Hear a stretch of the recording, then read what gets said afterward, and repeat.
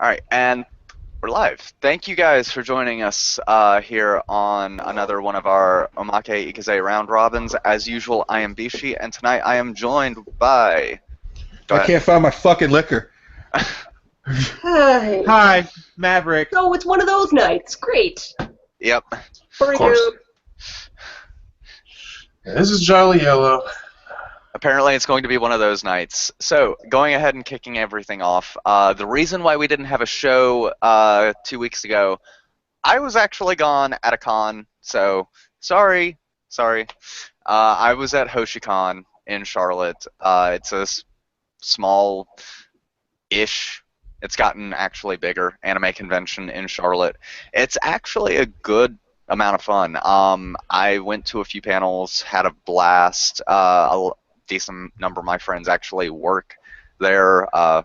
One of our mutual friends is staff there, and he had one hell of a weekend. Not naming names, but yeah, when you have to tell con goers to not throw Pokeballs at other con goers, you know it's a good weekend. Now it's a party. Now it's a party. Yeah. But Where is HoshiCon again? it's in Charlotte. Oh, okay, Charlotte. Yeah. It was actually held at the Charlotte at the Westin in downtown Charlotte.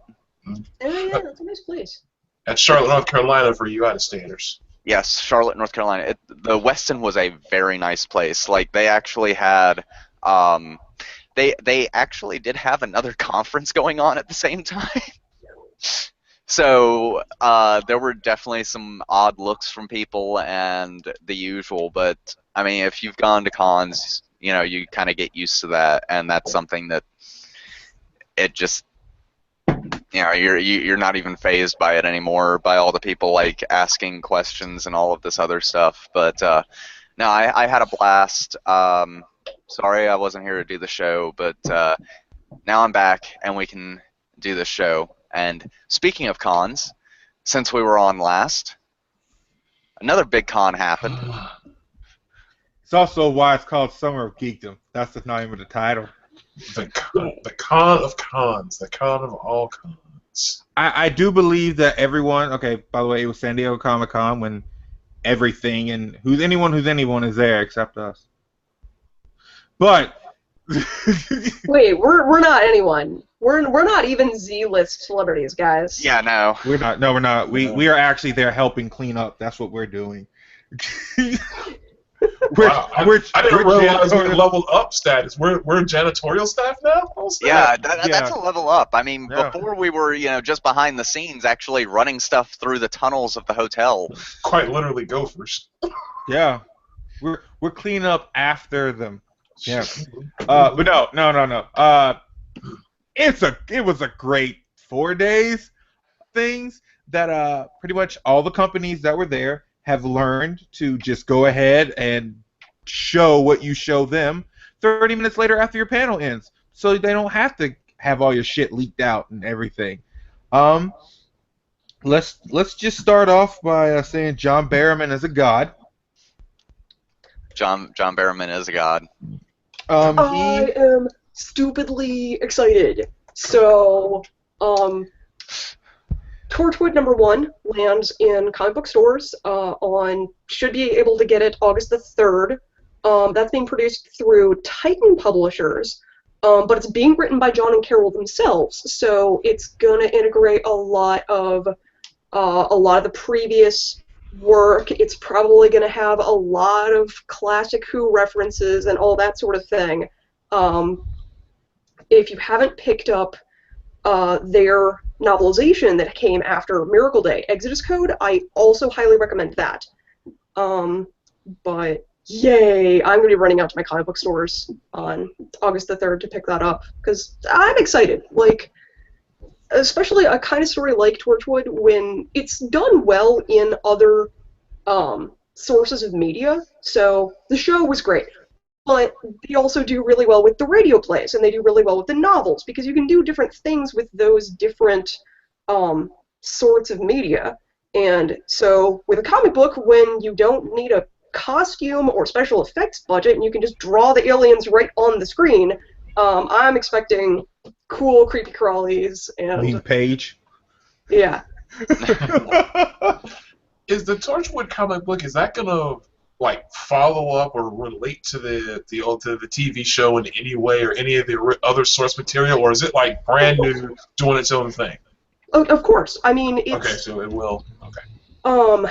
like everything that has been coming out. So like even all of the novels that came out or all of the radio plays were still integrated into the original canon. So there were quite a few novels that came out that would have been during season 1 or season 2 in the timeline. There's a bunch of stuff that came out as between season 2 and season 3 with that particular team. For example, most of the radio plays fall in that gap between season 2 and season 3. And so now we've had a couple of books that have been either as a lead up to Miracle Day or post Miracle Day. And so the comic book is going to be continuing after that point. Also, just as a quick aside, for those of you watching, I am monitoring comments on the YouTube page, and we also have the Q&A app enabled, so you can click on that and ask us questions to be answered. So.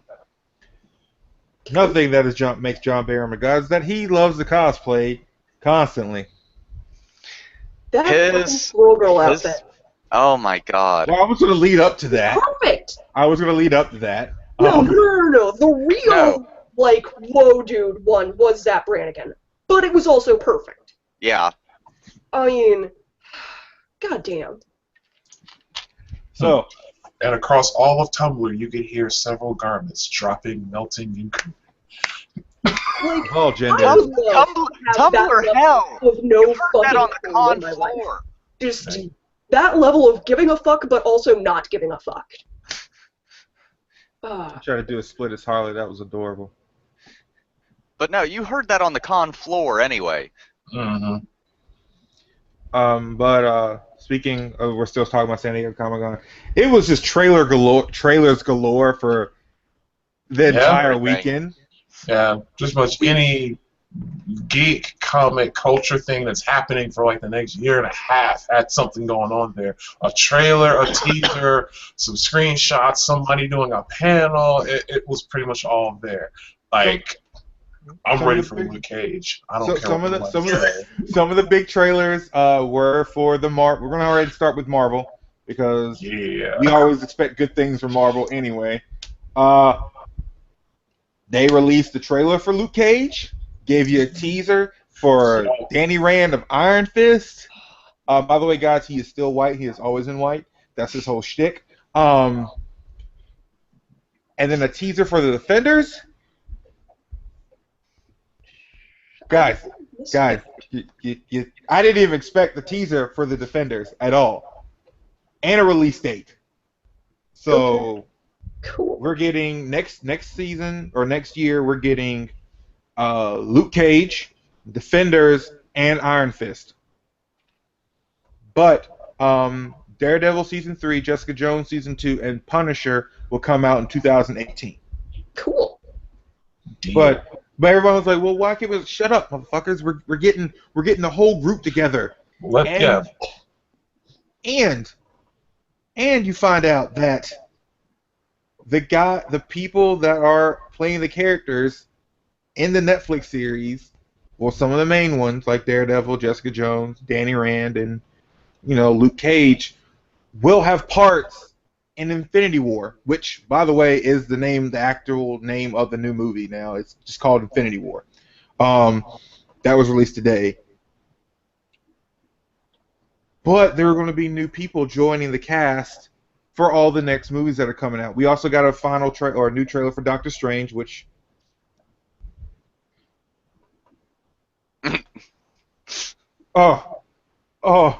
November 4th now. Doctor Strange is another one of those weird characters that I had trouble regularly getting into in the comics. I mean, he was never interesting enough to carry a solo title to me, but every time he would pop up in somebody else's stuff, it was the biggest "oh fuck" moment. So you should read his series now, his comic series right now, his solo series. It's amazing. It's a war on all magic users. But the biggest Magic is bad. But the biggest and best movie announcement. Hold on, we're getting there. We're getting there. One, okay, we're gonna talk about they released some more people for the new castmates for not only Guardians of the Galaxy, Spider-Man: Homecoming, which you know is my boy. It was confirmed that we all knew that Michael Keaton was the Vulture because it made more sense than anything. So what are they going to do with the other 3,000 people that have been cast for that movie? Oh, you're getting Liz Allen. You're getting Flash Thompson again, but he looks different. And yeah, that's the big thing. You're getting Liz Allen. That no one's seen Liz except for like the Spectacular Spider-Man series. So that's cool. What? Yeah. Who? Liz Allen. She is another one of Peter's love interests. Another one besides the main two. It's Gwen Stacy and Mary Jane. Yeah. Peter used to sling a lot of web throughout his dime. No, Okay? I'm aware. But yeah, if you go back and watch wide and far. Yes. I mean, personally, I was cheering for him and Kitty Pryde in the Ultimates universe, but that's me. Well, we all know how that happened. He died. Come on. He died. Live with it. Move on. Okay, no, he died like after the relationship died. Like the relationship was this cool superhero relationship, and then Peter fucked it up. She's an X-Men. You don't love X-Men. You never fall in love with X-Men. Honestly, if you want to live in the Marvel universe, don't fall in love with X-Men. Mm-hmm. They also threw out the cast for Guardians of the Galaxy Volume 2, which you find out that what is his name? Not Kurt Russell. Kurt Russell. Kurt Russell. Sorry. Kurt Russell is playing. Well, we already kind of knew that Kurt Russell was going to play Star-Lord's dad, but he's also Ego. And if you don't know who Ego is, it's a giant living planet that's just a head. The planet is his whole body and its head. That threw me for a loop, but okay, we'll go with that. Next is the King, the returning, defending, reigning King of Wakanda. And that illustrious cast list. Oh my god! Like, you have Michonne pretty much playing his right-hand woman of everything. If you ever see T'Challa in battle, she is literally right behind him. You won't see her, but she'll be there. So now we know T'Challa will never be in danger. I mean, do you see how Michonne protects Rick in The Walking Dead? It's gonna be like 10 times better than that. Yeah, because to be bad enough as Michonne is just a civilian who got caught in the zombie apocalypse and she had to learn to survive. Now she is a hardened, battle-trained warrior from birth and can kick most ass. Most ass. Now. And I will say they did add Michael B. Jordan, and he is playing who I originally thought he was going to be playing. He will be playing Killmonger, and he will be partnered up with Andy Serkis's character from Age of Ultron. But they will be the two main villains of the movie. I'm really excited about that. Like, we have been making jokes about which the cast members from The Wire would end up being in this movie for a while. We're like 50% there. Yeah. Still waiting for Omar to get a role. You come at the king, you best not miss. Oh, you ain't gonna miss with him. You ain't gonna miss that. No. They shot him point blank and it bounced off. Need to go back and watch this series. And what was the biggest news for me and the biggest confirmation of saying that I am right was that my ex-wife got cast this weekend. My ex-wife is Captain Marvel. Captain Marvel was my favorite. All right. Until this recent stint of her being a dumbass.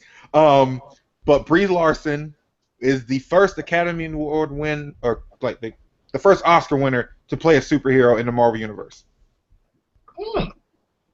That's an achievement. It is. And a great casting in general. Um, I still find it funny that you have Envy from Scott Pilgrim playing Captain Marvel.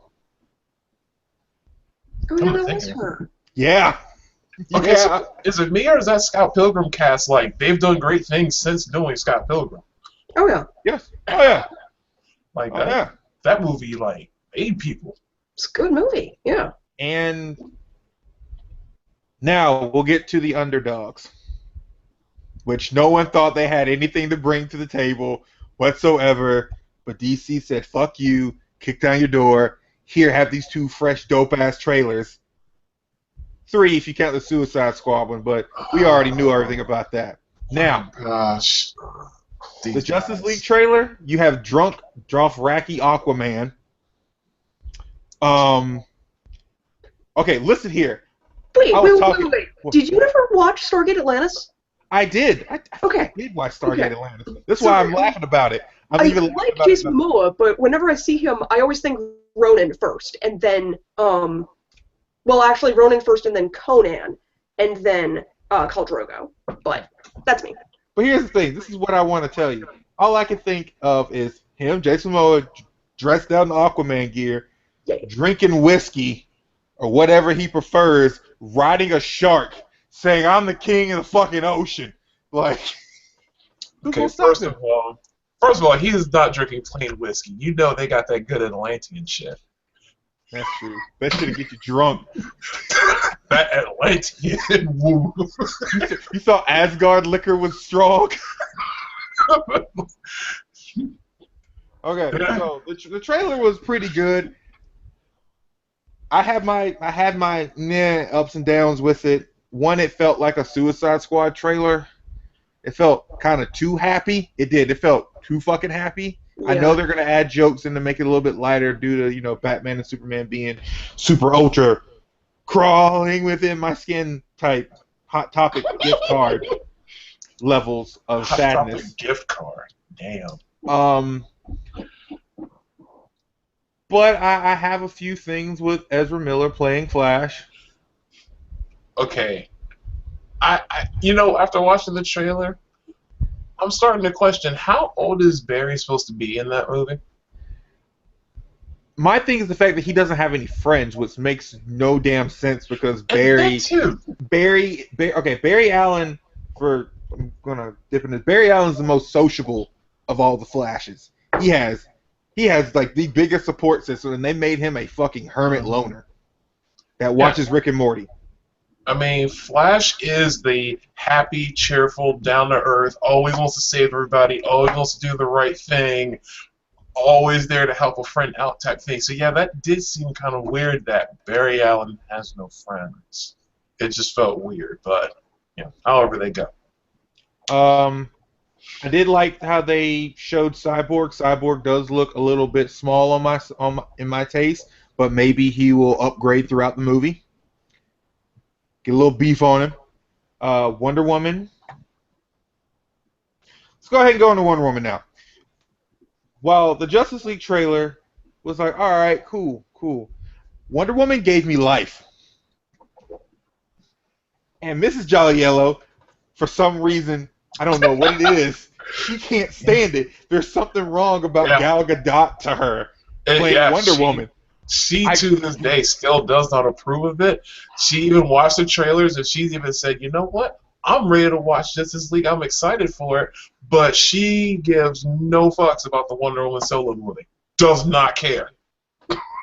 I mean, okay, Wonder Woman doesn't, like, the mythology and the story behind Wonder Woman doesn't appeal to everybody. There is some creepy stuff going on in there. But I'm excited for it because it looks like Gal Gadot is having fun with the fucking role, okay? And that was the problem with Batman vs. Superman. She was the only one who was having any goddamn fun in that movie. Hey, It's not even the okay, no. Batfleck was having a shit ton of fun because he got to kill people. He got to relive everything he wanted to do in Daredevil and more. That's what that was. That fight scene, yeah, he was getting his Daredevil frustrations out. But yeah, I mean, the thing is, Mrs. John Yellow, she just does not like Gal Gadot for that role. It's not even got anything, because she actively reads Wonder Woman stuff. She's currently reading, like, DC Bombshells and loves it. she just doesn't like Gal Gadot in that role. And personally, I kind of am like, okay, you need a little more meat on your bones. I need you to like look ripped, shred like a Julian salad, motherfucker. You ain't gotta be. I've super said it fucking before, and I'll say it Diesel. again. Okay. I know you don't have to be. It's just kind of the way I prefer it. She has a small build, regardless. Like it's like Agnes trying to put on 50 pounds of muscle. Like, Look, not everybody can be Linda Carter. Even Linda Carter is not Linda Carter anymore, okay? I know Linda Carter's not Linda Carter anymore. I know we can't go back in the time stream and pull out Lucy Lawless from 1996 and do it. But it's just one of those like, come on. Oh, come on, you know she has a physique for it. back then, She yeah. doesn't even, but she doesn't have the acting chops for it. Like, See, I think that would actually work in her favor if she were to play like an earlier Wonder Woman who's just discovering the world of humans and getting into everything. That awkwardness, I think, would work to her advantage. okay, I can see that actually. Yeah. But Okay. then you're still comparing her to being Xena, like her portrayal as Xena to Wonder Woman, and it might be the point where it doesn't slip. There's no differentiation, and it just all meshes together, and that can hurt you. True, if she were to With do Gal being Wonder Woman, with Gal being Wonder Woman, this is her first big role that she's done by herself. She's been second fiddle. She's been an ensemble player with the Fast movies and Arm Candy in other movies. This is her chance to shine and be her own person and show that she has grown as an actor. And I can respect that, and that's why I'm not like ranting across the internet saying, "Oh no, she shouldn't play the role." That's why I'm still gonna go watch Wonder Woman. I'm still gonna go watch Justice League. I enjoyed Batman vs Superman because I want to hear that battle music again. Okay, Themyscirian battle music makes me want to just do everything in the world at once. You want to talk about some music that will make a motherfucker want to square up. God, when that came on in Batman vs Superman, and it was like, hold up, that is not Batman battle music. That is not Superman battle music. That is Themyscirian battle music.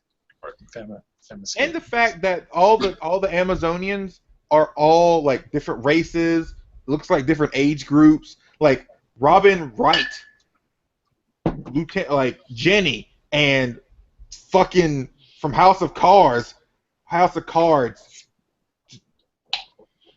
Jesus, she's playing like one of the head generals in the army. Like, she's amazing. Every one of these women that are been cast in this movie are fantastic. Yep. They have the star power behind this movie. My only concern is that it will get compared, and I know it's going to get compared to Captain America: The First Avenger, because it is similar looks of story. Because of when it takes place, yeah. Yeah, when it takes place. Yeah. Well, hopefully it won't be a problem. But along with the Justice League stuff, well, so and of course we had the main TV shows had their respective trailers. You know, Flash season 3 and Arrow season 5, or as I like to call it, Mr. Steal Your Timeline. Fuck Great Gustin and fuck CW Flash. That motherfucker never learns anything. Joe straight up told him, "Don't fuck with the timeline." Harrison Wells, Earth 2 Harrison Wells, don't fuck with the timeline.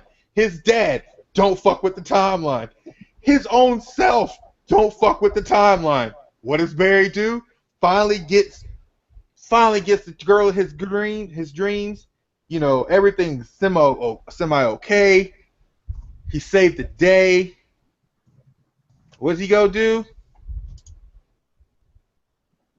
Flashpoint paradox.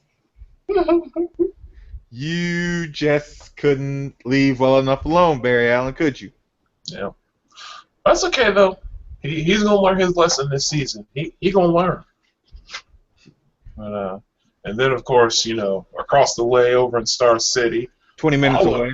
Yeah. Oliver has apparently decided he's going to build a new squad. That's you're gonna get new characters. You're gonna get Mr. Terrific, a new Black Canary, You're gonna get what's his name? Wildcat. So he's gonna come back in there. Okay, Yeah, good. he's the Hispanic guy. He's gonna be Wildcat. Okay. And just a dope cast of people. And first of all, Mrs. Jolly can't stand Oliver, can't stand Arrow whatsoever, due to the whole Ollie and Felicity thing. Yeah, the whole Felicity fallout thing. Yeah. She's like fuck Arrow. She loves but she loves Barry Allen up and down the block. She loves him.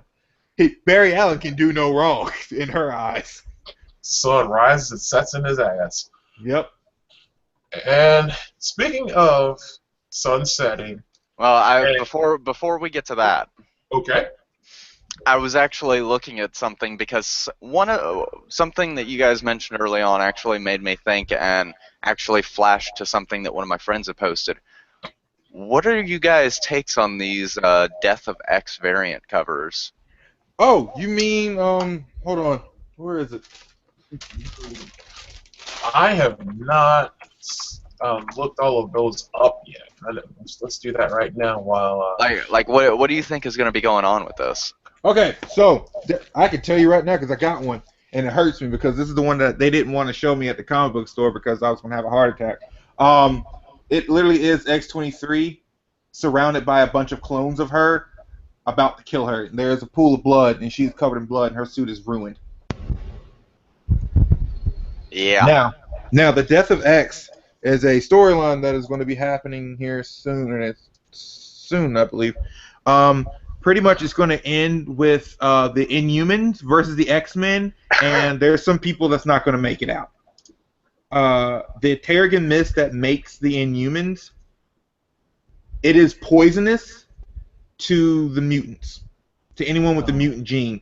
It pretty much made all the mutants sterile after the first exposure to it.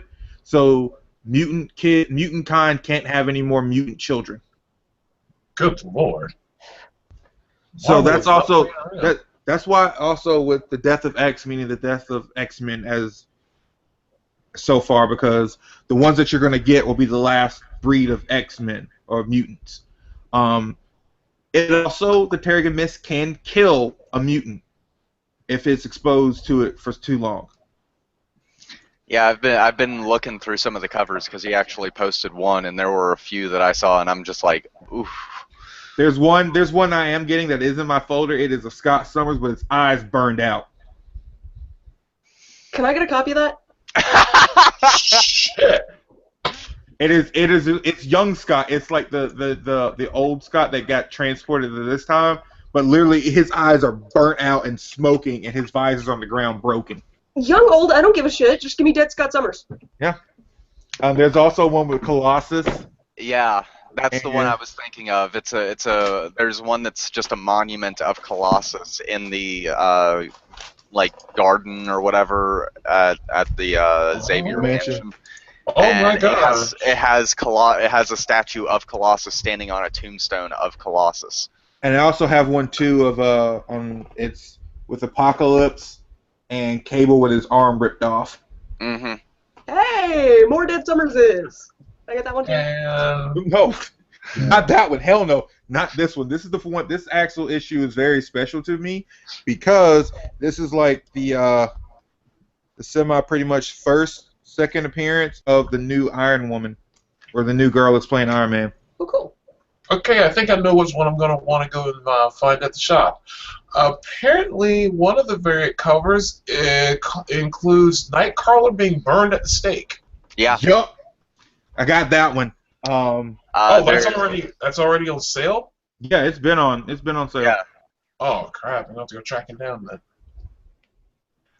There was one. There was one where Psylocke is actually on the ground. She has her sword stabbed into the ground, and you see all these arrows and like shuriken all down her back, and she's just like slumped. Mm. Yo, X-Men are gonna die. Like, you're gonna die. Wow. There's another cover that actually has Rogue like cradling a Gambit who's dying. Okay. Is he the good guy again this week? Huh? Yes. Yeah, he's Yes, good. yes. He's a good guy right now. Okay. So now I have one question. Yes. I want to see a Storm variant cover. There is one. They're making it. There's got to be one. No, There's there is no one. way. I have it. She's on the ground, beat the hell up, and the chick from the Morlocks, the girl with the eye patch. Callisto? Yeah, Callisto? Callisto's above her, and she's like her hands are bloodied up, and Storm is on the ground, knocked out. Callisto gave Storm hands? What? Yeah, I could see that. it's Mohawk Everybody's gonna Storm take too, her by out. the way. Hold on. Mohawk Storm. Yeah. Do Rocking you, the do you know Mohawk, which one that one is, Mav? I think all new X-Men.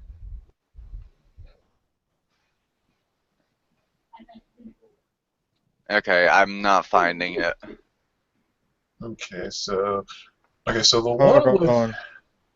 so the one. Hold on. Let's see. But yeah, I didn't know if you guys had heard. I know you'd heard about it, but probably not like actually looked pretty long into it. And I just wanted to get your opinion out there since you had mentioned stuff about What I missed? X-Men and all that. Well, I guess it's continuing on with the trying to get rid of the X-Men, to just get it out of Marvel, clear it out of its system, Yeah. and then the I guess we're going to be seeing the Inhumans will kind of have that mutant status, and of course, the mutants have a stronger tie to the rest of the universe, I guess, right now. Mm-hmm. Oh, there is one. Oh, sorry. The one that Scott Summers is all new X-Men. That's the one that says for him. Yeah. There is also one of Jean Grey, young Jean Grey, succumbing to the Dark Phoenix. Let's just get the whole sweep. Get all three of them. Yeah, the Phoenix is burning her Fill the up. bloodline. There's another one I think that's it's oh god, is it Young Scott or whatever? He's like slumped against the brick wall. It's that's got the one. blood. Yeah, there's blood trailing down the wall to his head, and it says "Death to Mutants" behind him. Oh, shit. And my boy, Old Man Logan, like old Clint Eastwood Logan, he looks he's crumped over. No, fuck that. Old Man Logan is a G.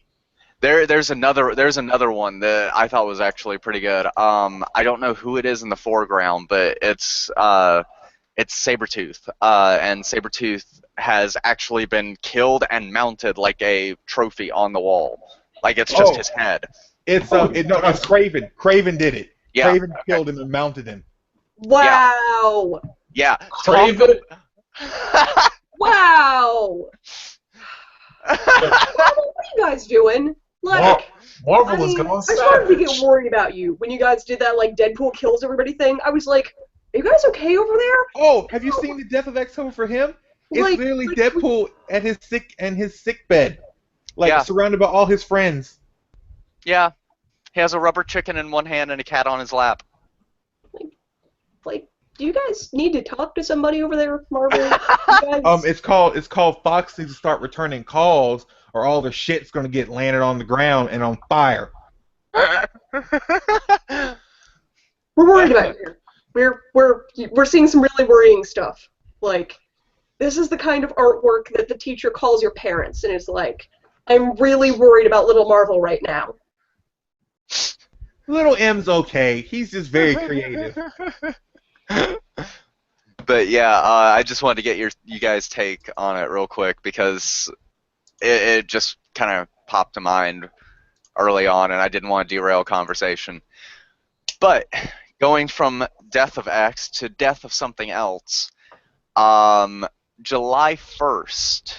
So this happened a little while ago. We were going to talk about it on the show a couple weeks ago, but didn't happen. An MMO very near and dear to my heart, like pretty much the first MMO I played, actually finally shut down. PlanetSide, the original one, finally shut down after 13 years of operation. And they went out in style to basically commemorate the end of it. there was a giant meteor storm that just came down and started destroying everything. Mm. So, that's how you do it after 13 years, Were you actually on and playing for it? I unfortunately was not. I could not get on at that time to actually do it. I was actually, like, if I'm not mistaken, I was at work, but, oh well. But yeah, so I don't know. 13 years for an MMO is a pretty long run. Yeah. Original, even for a space MMO, like. Yeah. I mean, probably about the only MMOs that are still active after that long will be like what original EverQuest and like I don't even think WoW's been running that long yet, has it? No, WoW has not been running that long. Yeah, Has it?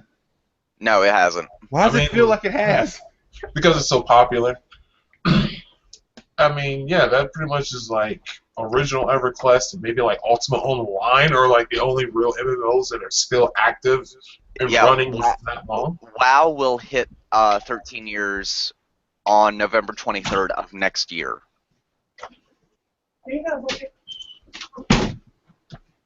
So, but yeah, I'm still kind of flabbergasted that that it lasted 13 years. That was the first one I played when I was in high school with some friends of mine, and got some very entertaining stories out of all of that. So it was fun to play. And while your sequel is not as good as the original, that tends to happen. That happens a lot with MMOs. Yeah. Yeah. It's a thing. I still have memories and all that. So hey, there you go. Like I posted on the OI page, long live Planetside and long live Vanu. So, while Jolly Yellow is away, we're gonna skip his story for now and We're come gonna back. talk about That's what where it's he goes. like. He needs to tell that. Huh? We're gonna talk about life. Tell that. Oh my god. Yeah. We're gonna talk about a game that is life. Yeah. That's consumed most of my. Oh, you're back. Never mind. No, it's okay. I just heard you said you're gonna go talk about something else. No. No, go. We'll hit yours. We didn't know how yeah, long you were gonna be We didn't know how gone. long you were gonna be gone, so we were gonna go ahead. It's okay. We can keep on going. Literally, I haven't started. I hadn't even said the name Yeah, of what no. we're doing. Go ahead. Fair enough. Well, this was kind of a lesson here to be careful of who you deal with when you decide to bet on things. Comes to find out, a YouTuber by the name of, I believe it's T. Martin, I think is the way he pronounces it. Apparently he was, he's a popular YouTuber and a very well-known Counter-Strike Global Offensive player. Plays a lot of it on YouTube, and apparently several months ago he started to advertise a CS:GO gambling site called CS:GO Lotto. And he would advertise things like, hey, come and check this site out, come in, get your gambling in, place your bets, win big, do this, do that. Well, it was eventually revealed that T. Martin himself was the owner and operator of his gambling site. So for several months, he was drawing people in to play his own gambling site, and he was kind of keeping it secret that it was his site. He tried to play it off as, oh, this is somebody else's site, we just like it. So he's been sitting there kind of scamming people, and they kind of upped the ante a little bit. Come to find out, he was also kind of encouraging and working with underage gamblers. Oh, yeah. dude. So we're talking about, probably your basic 13, 14-year-old teenagers trying to bet money. And it got into the territory where he was basically scamming. So from the fallout, it seems, I don't know if he's going to be facing any legal troubles, or I'm assuming he will be. Yeah, I don't know. Yeah, I'll say I don't know exactly what he'll be facing, but just kind of Is gotta that a be careful walking with those lawsuit things. waiting to happen though? Yes. Is that a class action one? Is that considered a class action? It definitely can be turned into one. I would imagine if enough of the victims get together and put their stuff together. You have a question there, Cody? Okay, regarding, I'll admit that I haven't been keeping up on the latest like online gambling fiascos since the whole PokerStars.net thing that blew up, and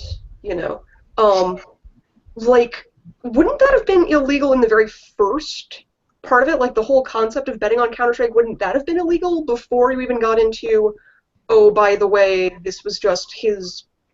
Well, a lot of that stuff, and they kind of use the same tactics as, like you're saying, kind of the sports gambling, where it's handled through overseas sites, this and switching and swatching that to kind of. Technically, it's not legally gambling, but at the end of the day, you're betting money on matches, and win or lose, of course. So, obvious conflict of interest when you're trying to advertise your own gambling site where you literally profit from losses, and then you try to play it off as if it's not your site. So, But it counts as sports betting instead of you directly playing a game of skill, so it doesn't hit the poker rules. yeah, it is. It's a tricky. It is a tricky, thorny patch there to try and get around it being technically called gambling. To yeah. So it's one of those where you try to get around that. So Yeah. Okay. but even if he was okay to doing that, it's apparent he's been involving underage gamblers, which that's a new no. I don't care where you come from. Yeah. No. So I'd imagine a lot of angry parents about to come after that guy. Yeah. So let's just keep that in mind, folks. Be careful where you're betting. Try not to bet at all, hopefully. But if you do, be careful. Look up your sources. Know who you're dealing with. Just because it's not some guy with an enforcer named Blackfoot Jimmy or something that's going to come and break your kneecaps. Don't mean you can't get in trouble. And also, why are people still playing CS:GO? Come on. How are people still playing that game? Dude, that game is one of the most popular shooters out there right now. I mean, it's got a following. Counter-Strike's been going for a long time. Yeah, I understand that, and I don't know why it's not dead yet. Counter-Strike has got to be one of the most solid shooter engines of all time. I mean, sure. Was this not the same game that everyone threw a pitch to fit about because they were throwing up skins that you could buy for this game? Yep, same game. Yep. But you know what, though? It comes down to there being enough people who think that game is better than Call of Duty or that game is better than Battlefield. Everyone gets an elitist attitude of, hey, we're the real shooters over here, man. We don't play that kiddie Call of Duty crap. We're doing real stuff. Okay, segue. I was going to say, not to mention you have the huge... well, this also can feed into the segue. Not to mention that you have... Yes. You have CS:GO basically being sponsored by all these different esports things for the next, I don't know, foreseeable, God, I don't know how long, but it's been a staple, and it will be a staple until something else dethrones it, which leads us to Overwatch. Look here, Blizzard, you did good. I had little faith in you, and I will keep saying this every time we talk about it. I had very little faith in this game until I was bored one day, and my roommate, my nigga Reve, let me borrow the game and played it, and then I promptly bought the bitch next week. That next week. And then my infection spread to Bishi, and now he plays it too. Yeah. It's yeah. I haven't had fun actively playing a game that requires you to work with people since Payday and Left 4 Dead. Yeah. But while it is you're playing against a computer on the other two, you're playing with other people in Overwatch. Like, I never had this fun playing Call of Duty or Battlefield. Like, it's fun. The characters are interesting. I just wish people would stop playing fucking Ana. Speaking of playing as a team and playing with other people, hello, fellow Overwatch players. This is a public service announcement. We do not need 2 fucking Anas on a goddamn team. Especially if you fuck neither one of you can fucking play as her. If We you do are not- level 90, you we do know not- better. We do not need Torbjorn on an attack.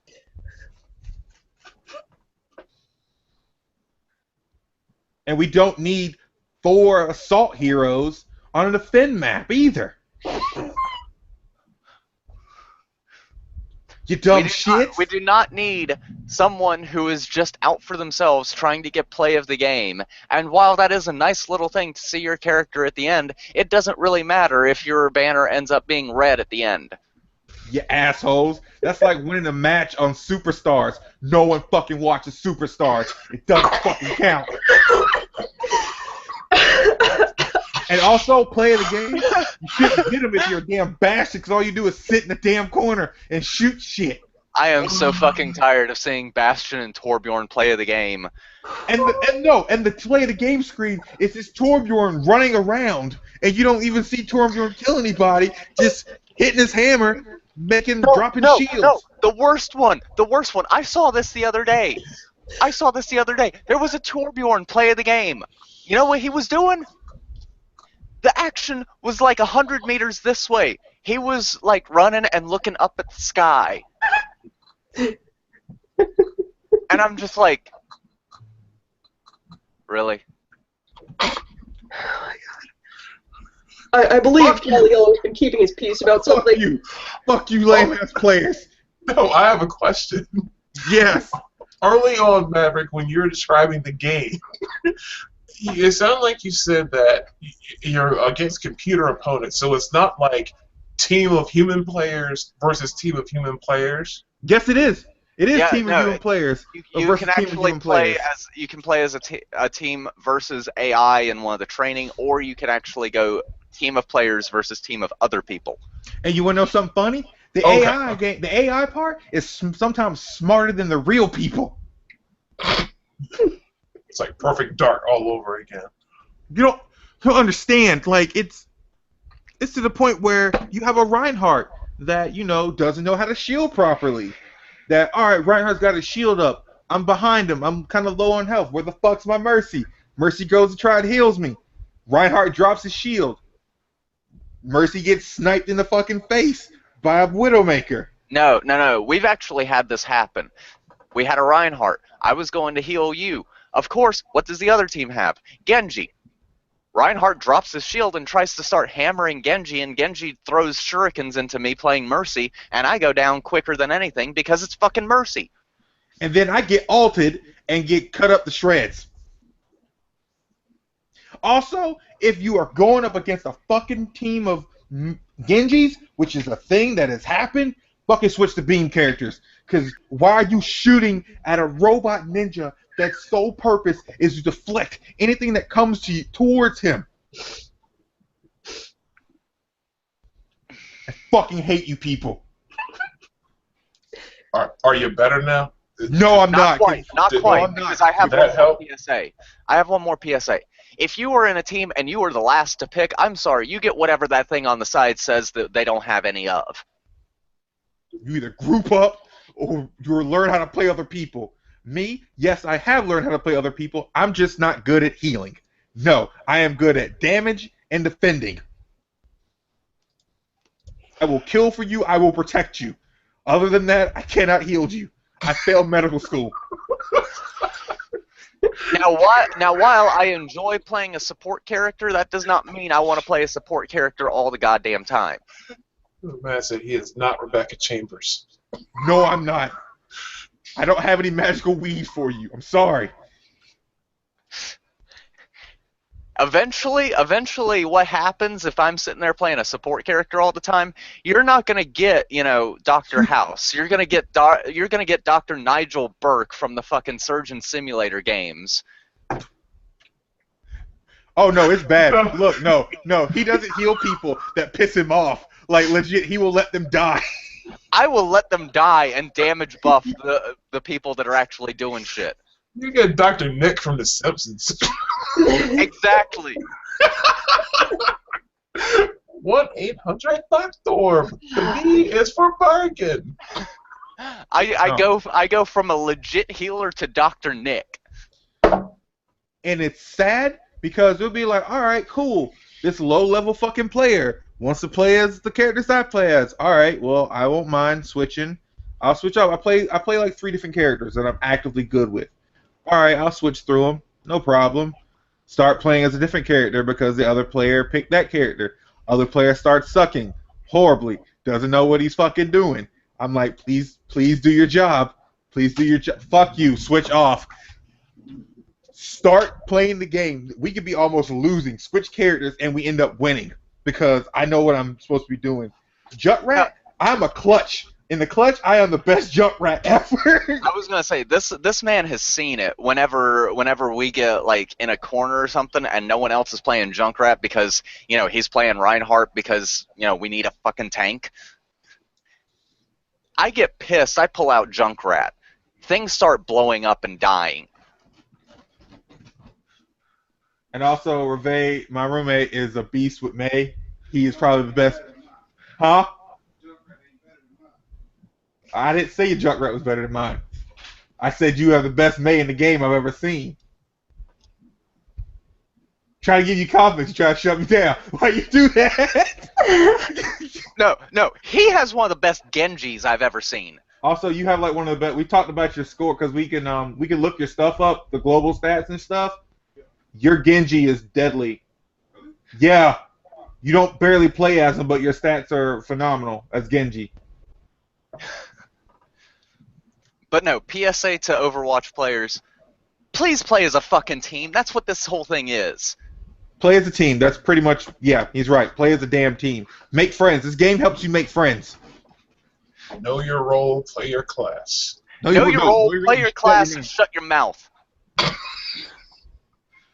None of this bullshit where, that one thing in the lobby menu that I can't fucking stand is when we're picking teams and picking characters and people are getting like, are you fucking playing Pokemon Go right now? There's a Venonat, okay? Shut up. Oh my god. Yeah. We're going to get to that in a little bit. Alright, so. Are you serious, Rika? She was literally playing Pokemon Go. Do you think this is a fucking game? No. It's not a fucking game. Put the damn phone down. Put it down. What? No. I got a Venonat. It's like, fuck you. You got a Venonat. Okay. You're like, how old are you? How old are you? Like 20-something? Oh, do you really want to start talking? I can. No. Hang on. We need to have this conversation. You caught him. Who do you think I am? Wait, whoa. I don't fucking know. Oh shit! Bring in the Jeopardy music. I'll bring it right now. I don't know. This illustrates something that I said earlier. Anyway, I think we're done with Overwatch. We can actually move on to one other thing. We're gonna skip something real quick, but this actually goes and says something, or this actually proves something that I said earlier. Team Valor has no chill. You're damn right we don't. What team are you, Fortiku? Mystic.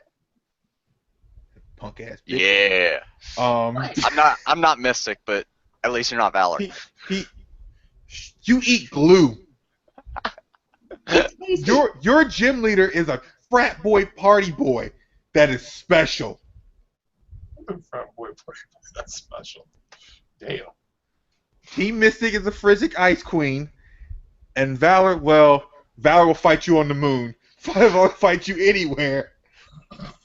Valor will put you through a table. Table won't break. We have all gotten wrapped up in this Pokemon Go thing. Just a little bit. I am 25 going on 26, and I'm mad as hell, and I'm sitting here getting hyped about catching old-ass Pokemon that I can catch on this fucking thing. What's wrong with that? By the way, go out and get Sun and Moon and play real Pokemon. So, I have slightly altered my path to work in the morning and at home in the afternoon so that I can go buy item stops. So I'm not even gonna. Well, guess what, assholes? My job's a gym. And guess what? I can't fucking play with my phone when I'm at work. Someone threw up a lure like a couple of days ago, and what did Maverick do? Just sit and watch everybody come into the branch and just stand there and not get help because, oh no, I don't need anything. I'm playing Pokemon Go. The fuck away from my damn job. Okay, so most people have had a much more positive impact in their life in this game than Maverick over there. Okay? I can't even play this damn thing because of my lifestyle. Like, all I do is work and come home. I do go to the gym, but still, I'm actively doing other things. I mean, Fuck this game. it's awesome. It has its merits. Yeah, it's Broken I piece found of a shit. Magmar in the park. yay. You sound special. Look at you, TV thing. Okay, you know what? Screw Magmar, because I've been chasing him since like the day I started playing. I still can't find one. Yeah. So I've got no fuck Magmar. There's a Tauros in Walmart and I can't find it. If nothing else, I have to love this game forever for making me love Magikarp so much. I get stupidly excited over Magikarp now. How You many need too many in that game. How many do you need to evolve? 400. 400. Like, okay, you need 400 candies, which Right. translates to 100 Magikarp caught and then released. I need 24 more. Oh God. That's okay. It's This not game that makes me have to do math, and I don't want to. I just want to play. But then I have my special Magikarp, Mr. Fish. And Mr. Fish is going to remain a Magikarp forever, because every time I take over a gym, I leave Mr. Fish. Are I'm you- sorry. I Are can't. you fucking serious? I'm laughing because I remember this comic where guy had a Magikarp and he was actually beating other Pokemon with Magikarp and it was named Mr. Fish. Manly guys doing manly things. Yes, that's where I Yes. get the joke. Yes. So Mr. Fish, my CP 103 Magikarp, is a multiple gym leader Pokemon.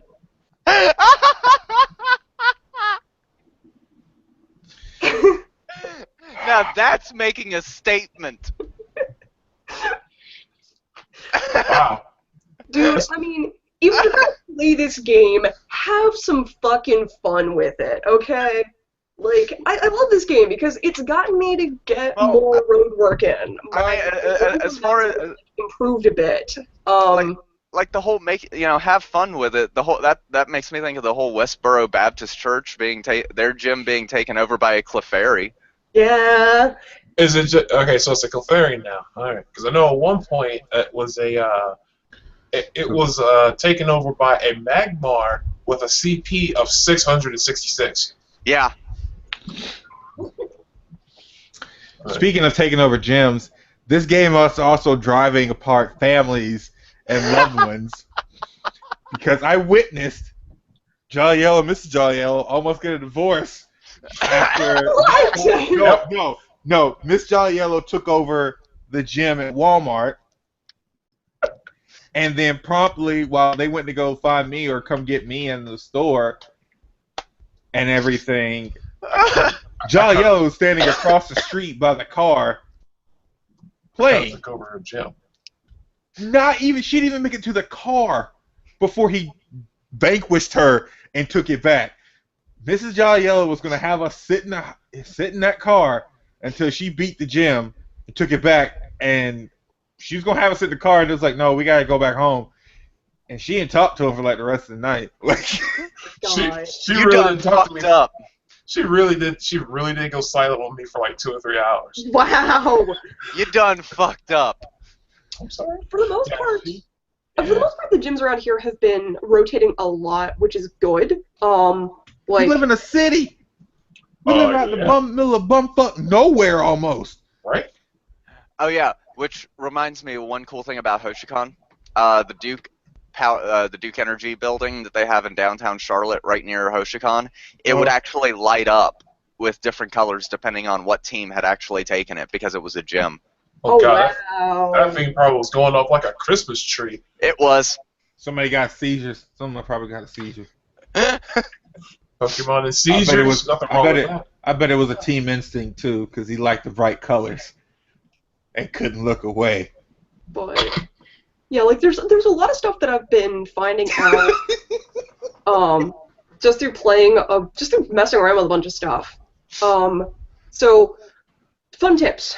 One, if you didn't notice, every time you evolve a Pokemon, the moveset is gonna get re-randomized. So I did a pretty extensive Pidgey experiment. And so like most Pokemon are gonna have a set of they have like a bank of 5 moves, right? So you're gonna have one of 2 moves in the first slot, and then one of 3 moves in the special attack slot, and so you get 6 total combinations. A couple of things will only have like 2 in the first slot, and then automatically struggle in the other one. So like Caterpie and Weedle, and Kakuna and Metapod only have like 2 moves and 1 move, and Magikarp always has Splash Struggle. Sorry, this isn't Pokemon Gold. You cannot find that one Magikarp that knows Tackle. It's always Splash Struggle. What the hell are you talking about? Now you get them everywhere. Okay, but like Red Blue, you couldn't get any with Tackle, and then Gold Silver, you could occasionally find a Magikarp that knew Tackle, and yeah. But anyway, you're gonna get a random reroll when you evolve from a Pidgey into a Pidgeotto. So, for example, if you had like Quick Attack and Twister, you're not automatically gonna like keep Twister or keep Quick Attack. Like, it's gonna get a random reroll every time. So after you have evolved your Pokemon, recheck the moves. This is leading me to like not use any Stardust on anything that's de-evolved and wait until I've got something fully evolved and be like, okay, I like that moveset, and then I'm going to spend time powering it up. So that's something that not everybody had noticed, and so I did an empirical analysis, doing a whole bunch of Pidgeys and evolving them. Fortiku loves numbers. I like numbers! Stats. I like numbers, and when I have a question, I would like to empirically test it, and there was a very easy way to empirically test it. By the way, after you get a plus 100 XP bonus for catching your 100th of a specific Pokemon, which in my case was, of course, Pidgeys. I think it was Pidgeys for everybody. I got a lot of Pidgeys. It's gonna be Pidgeys for everyone. I got a sack full of Pidgeys. I traded for a Weedle. Your experimentation there, though, that does help explain why it seems like I have like 10 Odysseys and each one of them has a different set of moves. Yes. I still find it funny that somehow I have a Goldeen that has Peck. Yeah. Yeah, that's always been a weird one. Because even in the old games, Goldeen can learn Peck. I guess the horn. Goldeen has some weird ones. I think Nidoran can also learn Peck. Okay, all right. Speaking about that whole that 2 evolutionary chain of lines, Nidoqueen and Nidoking, they don't mate with each other. They're not compatible mates. Yeah, that's always been a weird bug. Wait, I thought they were. No, they cannot mate with each other. Yeah, female Nidoran and male Nidoran, they cannot breed. No, they can't. No, sure they could. Up until Nidoking and Nidoqueen. When they turn to their final stages, they can't mate. Okay, but Nidoran and Nidoran can, and Nidorino and Nidorino can? I thought it was... Yeah. Okay. I thought it was something weird to where like those 2 simply could not breed with each other. No, they just get high acidity when they go final forms and then can't do anything. Okay. Oh, so they get married. They're on and too then many they steroids now. They're sterile. Did you just say they get married? Pretty much. So, did you guys also know that there are specific region-locked Pokemon? Yes. And with the help of trading, it will help. I think Lapras is. I think Lapras is one. No. There are 4 region-locked Pokemon. In the U.S., we have Tauros. That's here. Yeah. In Europe, you have Mr. Mime. In Australia, you have Kangaskhan. That's what, yeah. And in Asia, you have Farfetched. Okay, we're gonna talk about this real quick. Huh? We're gonna talk about this. Hold Is on. it is Ditto regional locked, or was that just a rumor? No, it's just No, Ditto is just super rare. Yeah, Okay. Ditto is just extremely rare to the point that many players don't think it's in the game. Gotcha. I now. don't even know how it would work though, because like I don't know. I want one and I want to see it in a battle because I just want to see how it would work. Transform and then whatever their attacks are, use them like a Yeah. normal Ditto. Like any other Ditto. By the way, how have there not been any reports of people dying in Australia that are stupidly running out into the outback or the dangerous no-go spots in Australia trying to catch Pokemon? That's because natural people in selection. Australia know how fucking dangerous their country is and don't do stupid shit like us Americans. Natural selection is already taking care of that in Australia. Now, wait until some stupid American tourist decides they want to go over there and say, "Oh, what kind of Pokemon can I catch in the Australian outback?" And then they're never heard from again. They get scooped up by some big fucking land bird and get taken away. By the way, while I've got everybody's attention, can we have the Pokemon Go public service announcement, please? Don't be fucking stupid. Look at your damn surroundings. Don't go in people's yards. When you want to get shot, don't do stupid shit. When it's nighttime, stay your ass indoors. Only hunt during the day. That pretty loading screen that tells you be aware of your surroundings is not there just so you can go, ooh, where's my game? Yeah. It's Also- actually telling you what to do. Also, if you are going to hunt during night, wear bright colors so people and cars can see you. Also, be careful if you are going to hunt at night. If you go hunting at night for Pokemon and you come across a normally open in the daytime public place but it's closed at night, don't try to sneak in. Please, please, please, don't Pokego while driving. Oh my god.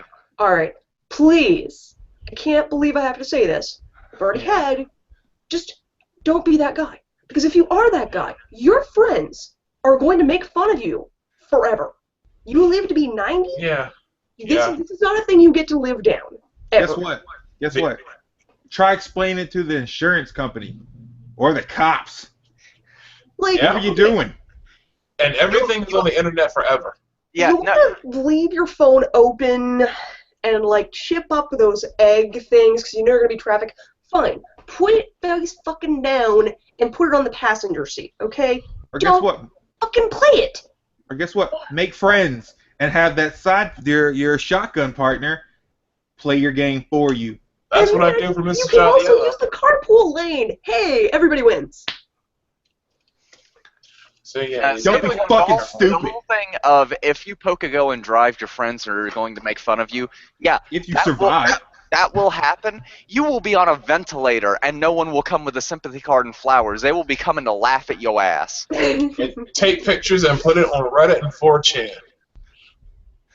But Just don't be. just be careful about it. And I mean, so far, I'm sure it's probably happened, but I've only seen a couple of hoax articles of Pokemon Go, people playing Pokemon Go, and they call them what's it called, pile up, and all that stuff. But I don't know. Has there been a legitimate, actual accident caused while playing this yet? I'm sure it has. That little girl got hit. Yeah. Okay. That little girl legit got hit by a car playing Pokemon Go. Well, I'm talking about someone who was driving, playing the game, and they caused an accident. Like I've seen a couple of hoax articles. Probably Shit. not anything like public news, just maybe a fender bender. Like Probably not like a 5, 10, 15, 20 car pile up, but something like a fender bender maybe. Oh, speaking of fender benders and stuff, no, was not playing Pokemon Go while driving. I don't have to drive far to go to work. Nintendo's stock has dropped heavily. Oh yeah, because we already found out. Because people found out that people were like, oh, Nintendo's done this really great thing, and started buying up shares and stocks of Nintendo because of Pokemon Go. Well, they had just done a Google search. Guys, this wasn't us. Oh, sell. Yeah. Cry. Yeah, I lost all of that. It like plummeted.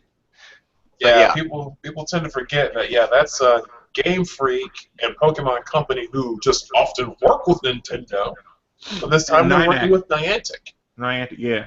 Yeah, Yeah. Niantic. Yeah, they're the ones that are kind of doing the whole mobile game thing because they used to work on an older game called Ingress. I don't know if that's still active anymore. It is. It is okay. Yeah, because apparently Pokemon Go uses a lot of the same monuments and markers and things that are on the Ingress map for Pokemon Go. I mean, if you've got the data mining for, for world roadways and satellite maps, why not use it? So, Exactly. yay. And speaking of folks, let's try to keep it honest. Don't try to use apps that fool your GPS into thinking you're in different locations than you really are. Can we keep it honest? Man, why would you do that? I try to, but my friggin' router puts me in South Carolina sometimes.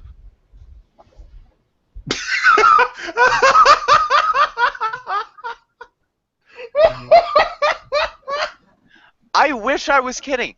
I sit in here and I can pull up Pokemon Go or even my weather app, and it will put me down in South Carolina. I take 10 steps outside, it puts me back in North Carolina. Oh God, your house is a time paradox. It's a ripping time. Yeah, I mean that's all I've got. It's a ripping time. Be careful.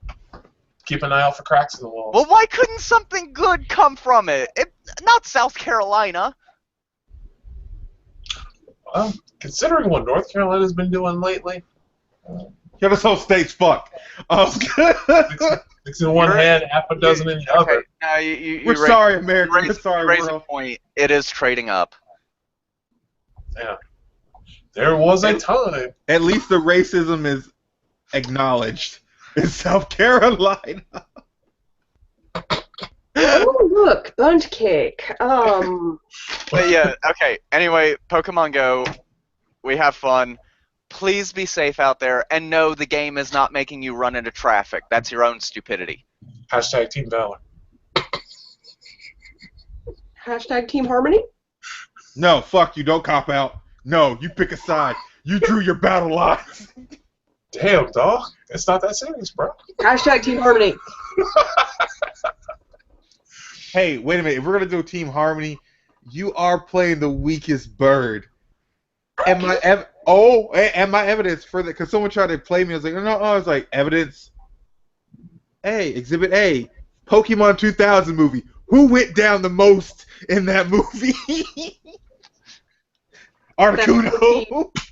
Jesse and James, because they got blown up like more times in that movie than any other time. Articuno had a glass jaw. I'm sorry. Well, no, with the whole Team Harmony, isn't that Lugia? Yeah, That's what people use. Like the entire concept for Team Harmony comes from the Pokemon 2000 movie. Yeah, with Lugia being the mediator of the balance of the three other three birds. Yeah. Screw that, man. I want a Team Kyogre. That's what I want. There actually is. Oh, it's Team Alpha. The person who's been doing the artwork for that came out with more. Like her first non-legendary team was Team Shine, and that was Luxray. I'll have to go look that art up. But another thing, I believe Furiku has to talk about this. Let me actually skip that for another session. Okay.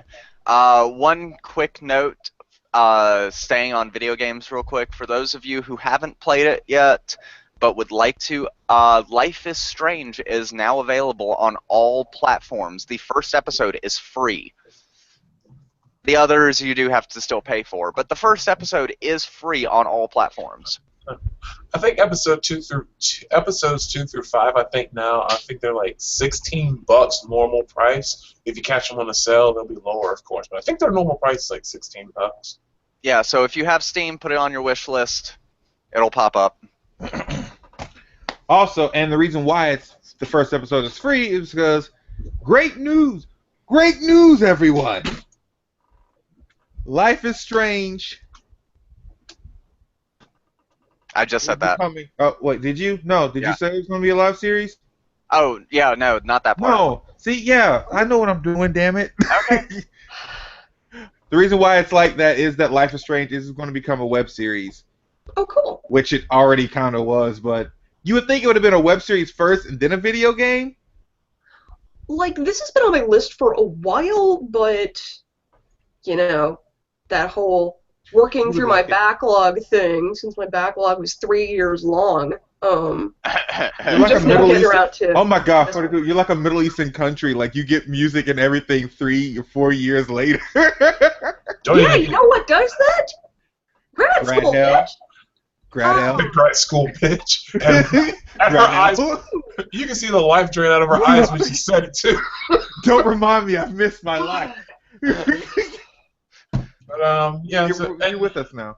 So with the new series, is that going to be? You're talking live action, animated, comic? What are we No, talking? no, it's a live action web series. Okay. Like, Oh, wow. me and you.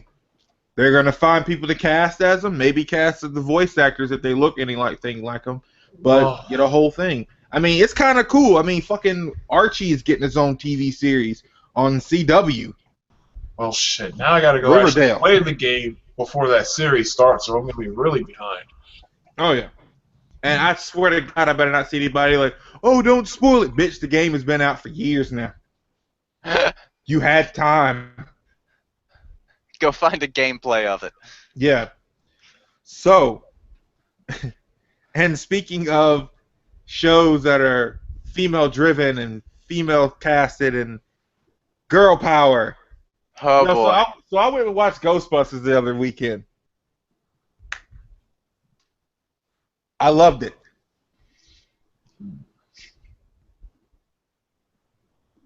There are times, by the way, if you do go see it in 3D because it takes full advantage of the 3D and it makes it a lot better. There are times where the movie itself is, throughout the movie, is kind of homage heavy. And I didn't really like that. There were some parts that were really good that they did, but then it was like, okay, come on, stand on your own 2 feet. They did, but then they kept kind of leaning on those as crutches. But are you saying something for the coup?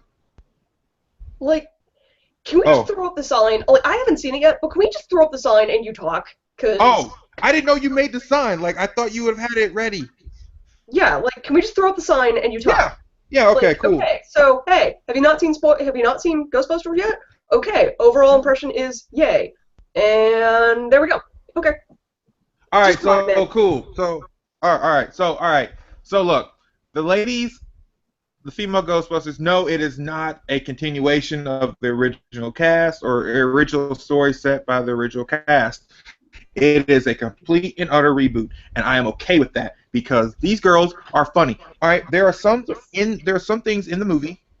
There are some things in the movie that in the first one that I always had questions about, but they branched on it in this one.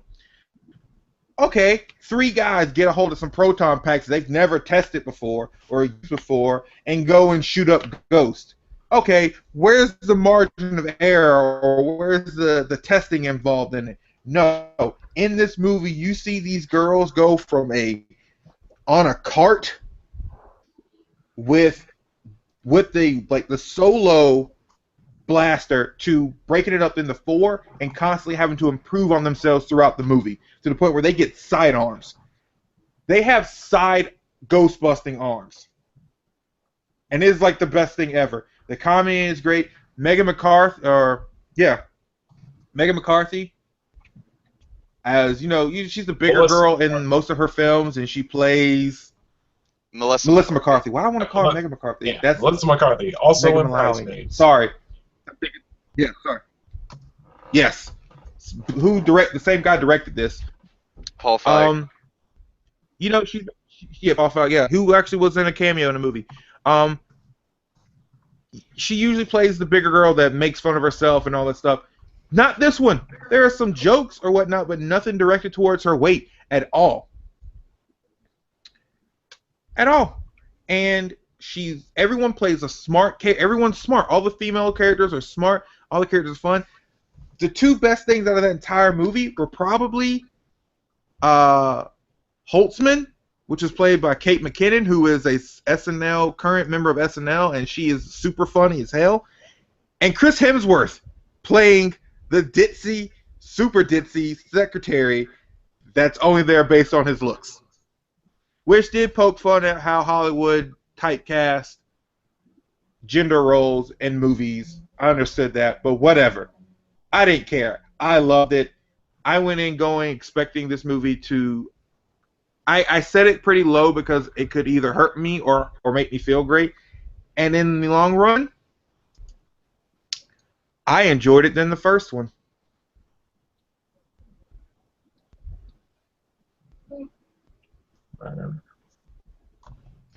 Fair enough. I haven't actually seen it yet. I do want to see it, but I have heard that if you go into it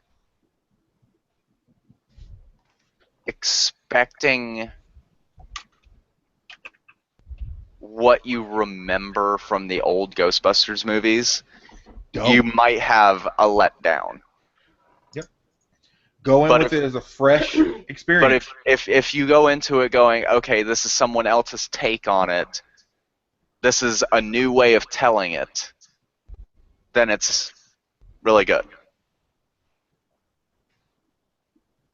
Yeah. And they did set up for a sequel too. There is a stinger at the end. And honestly, Marvel has conditioned me to stay until the lights turn on or when they shoo me out of the theater.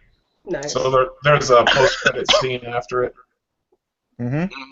That's fine. Yeah, I don't know. It's just honestly, it didn't look interesting enough for me to want to go to the theater. But it's one of those that I will make it a point to Redbox it like the day it hits Redbox. I'm sure I'll probably pick it up. It's something worth watching. You may not want to go go to the movie. You can, if you want, you got time, get a matinee if you can. But it is something that needs to be watched to show that these girls did a fantastic job working as a group. Also, fuck you, Twitter. Fuck you, internet people. You're mean as shit to the point where you're the reason why aliens don't visit. To the point where you ran off one of the main characters of the movie because you were being racist and inconsiderate and just mean.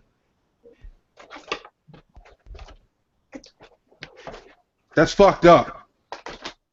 Yeah. Don't do that. So yeah, thank you, Twitter and Reddit for that, and also quit your bitching because people like you make it to where little girls can't Google My Little Pony. Dude, that's a separate issue. No. That's a separate issue. It's still the same cesspool. That's two different organisms. No, yes it is. It came from it. I would say that the social cultural underpinnings of the male fragility that causes you to attack Leslie Jones is totally different than the identification with a TV show about ponies and friendship to the point that you make porn. I wasn't exactly meaning the whole attacking Leslie Jones. That is a offshoot of the larger problem of everyone bitching about all female Ghostbusters to begin with. That's exactly what Mav was talking about, though. Yeah. So, okay. And even though, I will have to say that, frankly, there didn't seem to be quite as much bitching about that as I was expecting, so maybe that's a good thing. A lot of the arguing and complaining that I saw on that was just the generic, oh, why are you trying to steal my childhood, which they complained about when they did Transformers, they complained about when they did G.I. Joe, they complained about when they touched any other precious piece of their childhood. That's honestly not hating female leads, that just means they need to grow the fuck up. To be fair, the Transformers movie and the G.I. Joe movie did suck donkey balls. No. Here's the thing. I really hate that statement. Oh, my childhood's ruined. Okay, you go back and watch that Ghostbusters movie and see how dated things are. No. It's terrible. Here's the thing. Here's the thing. It is. Transformers. Back in the 80s, you actually think they could have pulled off anything like that, like you see now? Back in the day, it would have been worse back in the 80s and 90s if they tried to do a live-action Transformers movie. You know how bad 90s CG was? Nigga, just look at Beast Wars. Yeah, go to Netflix and go to look up Beast Wars or go look up Reboot or that Starship Troopers Oh my cartoon, God. Leathernet. My objection is redacted. Thank you. I had repressed Beast Wars. Yeah, you did, I didn't you? I had repressed that Starship Troopers series. Waspinator remembers. That shit is like never forget. Objection retracted. Okay. Yeah. I mean, that's the thing. I mean, It's people the best need we got right now. Yeah. they need to kind of get off the whole "you're ruining my childhood" thing, regardless of whatever it's being ruined with. A lot of people didn't like that Michael Bay was ruining Transformers. A lot of people didn't like that Michael Bay Channing ruins Tatum. everything. Yeah, exactly. That Channing Tatum was ruining G.I. Joe, and now the complaint is, okay, yeah, it's 4 female leads, but this new Ghostbusters movie could have been a Judd Apatow movie starring Seth Rogen, or Craig Robinson, Jonah Hill, and I don't know, somebody else that runs with that clique, and people still would have complained about it. No. With the See, childhood argument. no. This is how bad it could be. You could actually have something where it was co-written and co-directed by oh God, who was the Judd Apatow and Edgar Wright, and it would be starring Seth Rogen and James Franco, Jonah Hill, and Craig Robinson. That's it. No. You could have something like, you know, James Franco and Seth Rogen with fucking Nick Frost and Simon Pegg. The complaint still would have been there, but it would have been so very specifically targeted, and there probably wouldn't have been as many goddamn death threats and rape threats that came up before the movie. Now, here's my problem, honestly. You don't threaten to rape anybody. I honestly want to know how much of the hype of this movie was real and how much was a work. Look at you using wrestling terms. A work. I kind of agree. I mean, there were moments where it actually did feel like a work, and apparently there were parts of the movie that kind of changed based on the reaction that they were getting to like the previews and stuff. And I'm like, man, that's my problem. Is if you can't just write a work that stands on its own and just have it be that, like, why do you have to respond to that kind of crap? And honestly, in my opinion, I think some of the marketing in that movie was trying to bank on people that hate the idea of it being suddenly an all-female lead. I honestly think the way that film was kind of marketed and portrayed, it was like come watch this because there's a bunch of guys out there, because men hate it. And honestly, I think it blew up in their faces. One more wrestling term for you from Eric Bischoff. Controversy creates cash. Exactly. Yeah. Unfortunately, in this case, it didn't create that much cash. No, don't fall into that trap. It made enough to where it will get a sequel. They already said they are going to make sequel. It's going to be a franchise. No, I'm not saying that it's going to die forever after this. No, I'm not saying that. I'm saying that so far, it hasn't made that much cash. Now, they may do a sequel, could become a franchise, and it becomes more profitable later, but this is a rocky start. I don't care how you calculate it. Oh, no, I won't deny that. No, it'll probably make its money back on DVD sales, if anything. Yeah, it'll probably get it back on DVD sales, and from what I'm understanding, the merchandising, like figures and stuff like that, is doing pretty good. I'm sure the Halloween costumes are probably going to sell like hotcakes this fall. Here's the look, and what people keep thinking about, hey, they keep saying, oh, you ruined my childhood. Look, it's not. Here's the thing, it's not for our age group. It's not. It's not for the ones that watched the original or any of the older guys and gals that watched the first when it came out. It's not for them. It's for this generation. It's for the little girls growing up that need positive role models throughout this world. That, hey, girls can kick ass and take names too and be super intelligent and make things and be scientists and everything. And that's what I see from it too. And there is definitely merit in that argument, but I think there is a threshold there where you start to go from, hey, we want to have some female lead heroes for some girls to aspire to, and then you eventually cross into girl power shoved down your throat, fuck you territory. Um, That is true, but this movie wasn't. It wasn't. No, the movie itself probably is not, but I think a lot of that Fans. built controversy, or that work that Footy just said was serving to that effect, trying to force it on you instead of letting it organically happen. Like let's say back in the day when Joss Whedon was doing Buffy the Vampire Slayer. He didn't market it like that. It was just, hey, Joss wants to say, you know what? I want to flip the horror movie trope, and I'm going to have the blonde teenage girl be the hero this time. And then it ran on its own and did its thing. You didn't have to show it's a female lead. Female's doing a thing. She's doing all the power. She's doing all the lead acts and stuff, and force it down your throat with ads and stuff like that. It just happened on its own. just as a side note, it's currently sitting at 122.9 million. Yeah. That's damn good. Yeah, exactly. And I'm not saying that it's garbage. I'm not saying it should not exist. It's just, I think there's going to be a reason. I think there's some justifiable reason that people react negatively to it. And also in this day and age, you could kick a sandcastle over and people will call you either a terrorist, a feminist, or a sexist, or some reason. Yeah. I approve of the fact that our generation has less tolerance for bullshit. Alright, like don't play the oversensitive card. Like no. Like It's not even oversensitive card. It's the point where people get angry at anything. Yeah, it's not even oversensitive, but it's one thing to not be tolerant of bullshit, and it's quite another to replace one bullshit with another bullshit and say that this new bullshit is justified because the old bullshit. And people are out actively trying to pick fights, and that's the dumb thing. I'm looking at you, Tumblr. All right, so I think we have just enough time for one more thing. So, Mav, you also went to go see something else, All right, I'm going to go see Star Trek Beyond. All which right, I like to call Star Effect. Okay, look, here. One, they had a nice little nod. They took care of the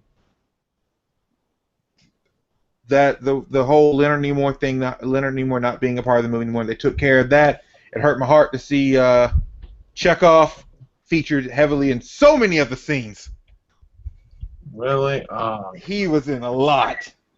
There are a lot more McCoy, Spock moments, illogical science, illogical medicine. That's what me and my friend called it when we went to go see it. It's like a buddy cop movie. It's pretty much Mass Effect. Idris Elba is the villain. I will say he wasn't that great. He's still not as bad as Eric Bana, character from Nero, brother Nero from the first one. But his motivation is very. I'm sitting in this movie. I'm pretty much been in it for like almost an hour and a half now, and I'm still not sure what his whole motivation is to doing his master plan. Over and all, it was a fun summer movie with a lot of cool nods to things, and just there's no space whale. I'll tell you that. There's no space whale. Now let's get into something cool, and then we can end the show. Now, me and Bishi, as you know, we are diehard WWE fans till the day we die. They recently had their draft. They recently admitted to go ahead and split the rosters, and now to give everybody fair, equal time, and help promote everybody and get more screen time and build characters. All right, your turn, Bishi. Well, I thought it was a good idea to begin with. And it was actually really interesting to see how things got split up as far as all the different tag teams. And, well, some tag teams stayed together, some didn't. Which, The Wyatts, whatever. The Wyatts are no Wyatt's longer insane, together. which sucks. I don't know what they're going to do with him. I don't know. But the overall thing is that I'm mad because I got to buy a new belt Yep. because I don't do SmackDown. I'm a Raw guy all day, every day. So that WWE Universal title better look good. Which has I'm got to be real one of mad. the dumbest names I've ever heard for a title. What's But wrong with the Universal Belt? it's based off the whole WWE universe. So they Yeah. we're gonna dedicate the belt to you guys, to the fans that we should have listened to months ago. Yeah, I find it funny that's the belt that's on Steph's show. Yeah. This isn't even the first time that they've done a draft and split the roster, though. Like they Oh do no, these no! They haven't done it since since the 2012? WCW days. no. right? The last time I did it was in 2012, and then it Oh. promptly fizzled. Like they were split for like a good 2 or 3, 4 years, and then automatically They everybody started doing fused super together, shows. and then they just the roster fused back together, and no one questioned it. Yep. Hmm. So But the main part about the draft is that they allowed NXT stars to move up to the main roster, to where things are happening, and my powers no longer work when it comes to guessing and predicting what's going to happen, because this past Monday blew everything I had out the water. It broke my scouter, and I can no longer use it. It because was a House of M moment. Not only was Finn Balor drafted number 5 overall to Raw, Finn Balor was also in one of 2 Fatal 4-Ways to face off against the winner of the other Fatal 4-Way to face off against Seth Rollins for the title at SummerSlam. So Finn won his, And then Roman won his. and then Roman won his. Who's fresh so off a suspension, a 30-day suspension. It was Finn versus Roman, and Finn will be facing off against Seth Rollins at SummerSlam. I'm sitting down here watching. It's like, well, Roman's gonna win, no problem, because it's Finn's birthday, so they're gonna make the man lose on his birthday because it's happened before. Sasha, by the way, Sasha is now the current WWE Women's Champion, and I'm super happy about that. Almost watched both of them kill each other in their match because Sasha doesn't know control anymore, and neither does Charlotte when they go at it.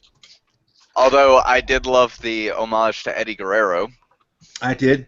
She cheated, but she didn't cheat to win. She beat her clean. She cheated to get Dana Brooke thrown out. Yes, my blonde pit bull. But the whole point is that Finn beat Roman clean, and no one expected it. Like, I'm sitting down here, what's the word? Flabbergasted. Flabbergasted on the living room floor. Reve comes down, and he's silent. He don't know what the hell just happened. And it's just a great day. And then SmackDown happens, and SmackDown is live now, and it is shown that On everyone Tuesdays. everyone needs to get better at realizing it is a live show and not botching so many moves, but that's what SmackDown is for. There was let's get to the whole point. There was a battle royale to pick the last person in a 6-pack challenge that consisted of Zack Ryder, Dolph Ziggler, Bray Wyatt, Cesaro. Apollo Crews. No, Apollo Crews won the Right, the okay. 6th one, but who was the other one? Oh, Sin Cara. No, No, it wasn't Sin Cara. Rusev. Yeah. And Rusev. Well, Dolph Ziggler won that, and no one saw that coming. So it's the underdog. SmackDown is the underdog show. And then something else happened in that show that made me just piss me the hell off to no extent. There is a wrestler that I cannot stand. Oh my god. It is one. Oh that my I go god. into a blind fury of a rage. and my roommate swears up and down that she is the next champion. And he'll scream it till the day is gone, till the day is done. Eva Marie, I fucking hate Eva Marie. That is the only redhead that I fucking hate. Well, damn, I'm not doing my job then. Shut up. You're not as bad as her. Like she can't wrestle. No, she's just there to consume the souls of failed wrestlers. No. The worst part about it is the fact that she can't even cut her own promo. Instead, they had to rehire the guy who was in charge of introducing Crime Time at the beginning of their entrance to do her promo. I mean, that's why you've got managers, though, because sometimes She doesn't have a manager. People can't cut promos. She doesn't have a manager. It was played over the Tron. Fortitude, understand this. Eva Marie doesn't have to speak to get booed. Her name is mentioned. Boo. She shows up. There's a picture of her face. Boos. She steps on the ramp. Just boos. They mute the ring for her. She went on NXT and she tried to speak. The crowd would not let her. They were booing that much.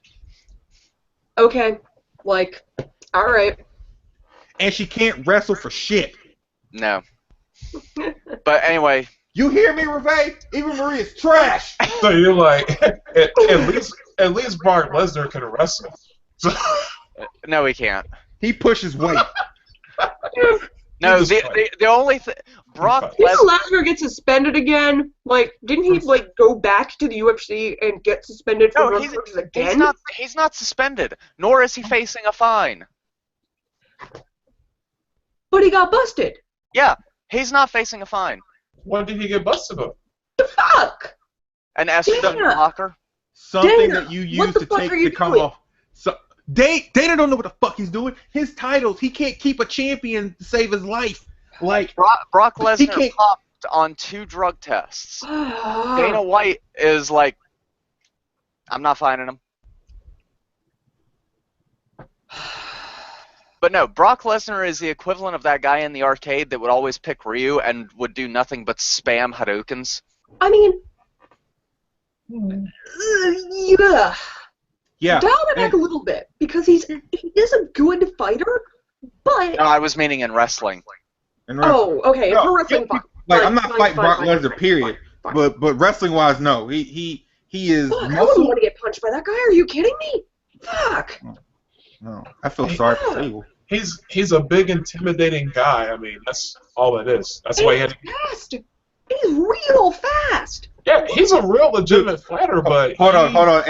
Bishi's having a moment where he's like trying to rage out inside. It's like, look, Bishi and me and him have talked about this. While I don't necessarily care for Brock Lesnar, I understand as a management point to where I need his monstrous ass to sell tickets, and I need someone to beat him because, and he can attest to this because we've talked about this, while Brock has been beaten throughout his career, since he's beaten The Undertaker's streak, he is still undefeated. He is yet to be pinned. And he won't admit it, but I'm right. And that's why he's still a draw. oh, nonsense, breaking the Undertaker streak. He was not worthy of that shit. No, he wasn't. He was not. But the whole thing. The only thing he's worthy for in the WWE is getting hit by one of the stage trucks and being peeled off the radiator. Wow. Mm. Damn. And it's Dana White. I don't know what the hell's going on in UFC right now because one, ever since Ronda lost, he can't keep that belt on any women. The champion can't keep the belt on. That's a good thing. That's a good thing. No, it is a good thing. It is Like, a great it means we thing. got a really stacked women's card right now. So you've got Holm, you've got Tate. God, who was it that won it last week? I can work with that. Yeah, that means it's actually competitive. So you don't have one person holding it forever. Yeah. And I don't mean it like this, but I can't remember her name, but I do know the big thing with her was she was the first openly gay MMA women's fighter That was what was special about her. Carnouche, no. No. Fuck. She has like a shit ton of tattoos, like a Yeah, nice I know. ass sleeve. I have the face. I know who you're talking about, but I can't remember her name. Fuck. But the thing is, for Dana, it sucks Amanda for him. Nunes? There you go. Thank you. But the thing as for that is what Dana was like, well, he's trying to brand a champion, and well, he has to switch his promotions every time when the champion loses. Well, fuck, I got to do all this again and whatnot. And Dana, don't worry about it. You've got a lot of faces. Brand the whole weight class. It's cool. We want to And he see fucked a up really what- yeah. competitive weight class. Anyway, we've been going for a while, so Yeah. Mm. touch points is don't be a douchebag. Be careful playing Pokemon Go. Eve Marie is garbage. Dana White doesn't know what he's doing. UFC and San Diego Comic-Con does it right again. And Black Panther. yeah, And Black Panther. and play your fucking roles in Overwatch. Mm. All right. Thank you guys so much for tuning in. We enjoyed it. If you haven't already done so, please be sure to hit the subscribe button down below. If you also haven't already done so, please be sure to follow our Facebook page. It's facebook.com/Omake Ikuze, OMAKEIKUZE, all one word. If you have any comments, topics for future shows, questions, anything you'd like us to cover, or anything like that, please either talk to us on our Facebook page or email us at omake.ikuze@gmail.com. I think I'm going to start getting back into some Twitch streams so you can catch up on those and catch our past ones at twitch.tv/omake_ikuze_games. I think that's all the bills I got to pay with that. Yes. And again, thank you guys so much for tuning in. We will be seeing you in 2 weeks, and until then, take care, guys. Bye. Good night.